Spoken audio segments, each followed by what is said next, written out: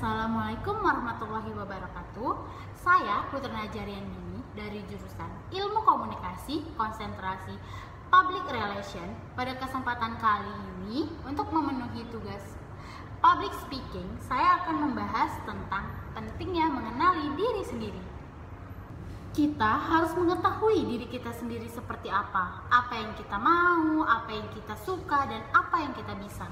Mengetahui tentang diri sendiri adalah lebih penting dari apapun, apalagi pada zaman sekarang nih teman-teman. Karena pada zaman sekarang amat banyak kesempatan, tetapi apakah betul lebih banyak?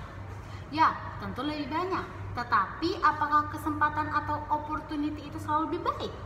Jawabannya belum tentu kesempatan itu lebih baik, karena kita juga bisa menjadi penghalang bagi diri kita jika tidak tahu diri kita yang sebenarnya nih teman-teman. Di dunia ini ada banyak kesempatan dan banyak cara.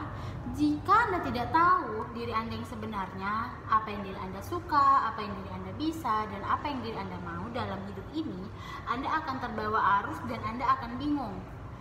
Dan di sisi lain, ada banyak jalan menuju kesuksesan. Jika Anda tidak tahu apa yang Anda mau, apa yang Anda bisa, dan tidak tahu apa yang Anda suka, maka Anda akan bingung dan kehilangan arah.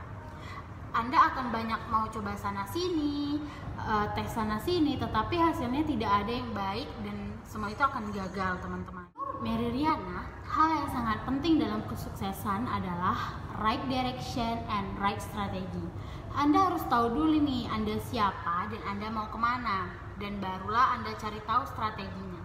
Contohnya di dunia ini teman-teman kan banyak banget orang sukses.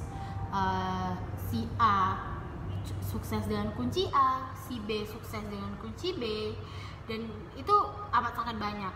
Jadi yang harus kita tahu adalah kita harus tahu nih pintu apa yang di depan kita, barulah kita tahu nih kunci apa yang harus kita pakai untuk membuka kesuksesan diri kita sendiri.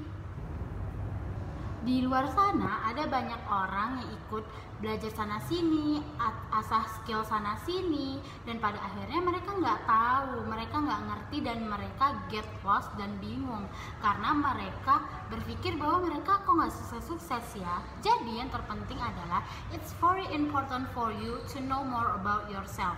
Apa yang Anda bisa, apa yang Anda suka, dan apa tujuan hidup Anda. Ada banyak orang tahu apa yang dia sukai, apa yang mereka bisa, itu pun masih banyak kendala dan masih banyak banget yang gagal. Apalagi untuk kita yang tidak tahu apa yang kita mau, apa yang diri kita suka, dan potensi diri kita. Jadi, maka daripada itu kita akan lebih susah untuk mencapai kesuksesan, teman-teman. Sebagai salah satu contohnya nih, ada satu pasien pergi ke dokter dan ia mengeluh ke dokternya bahwa seluruh badannya sakit. Apabila ia menyentuh kepala, maka kepalanya akan sakit. Dia menyentuh pahanya, maka pahanya akan sakit.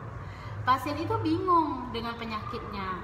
Lalu dokter itu berkata, mungkin yang sakit bukan seluruh tubuh kamu, tetapi yang sakit hanya tangan kamu. Maka kamu megang apapun akan sakit. Dari cerita di atas dapat disimpulkan bahwa kita selalu merasa salah nih, kita nggak ada potensi, kita nggak bisa ngapa-ngapain, hidup kayak berantakan. Padahal mungkin yang salah adalah mindset kita. Jadi kita harus mempunyai good mindset dulu nih teman-teman.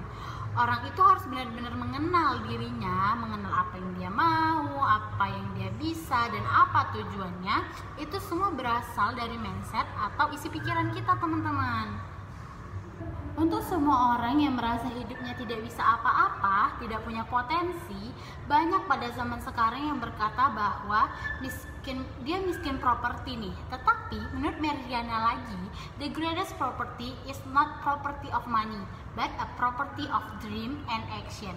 Yang artinya adalah bukan miskin harta yang membuat orang itu menderita, tetapi miskin akan mimpi dan miskin akan tindakan. Maka daripada itu, ayo berani bermimpi besar.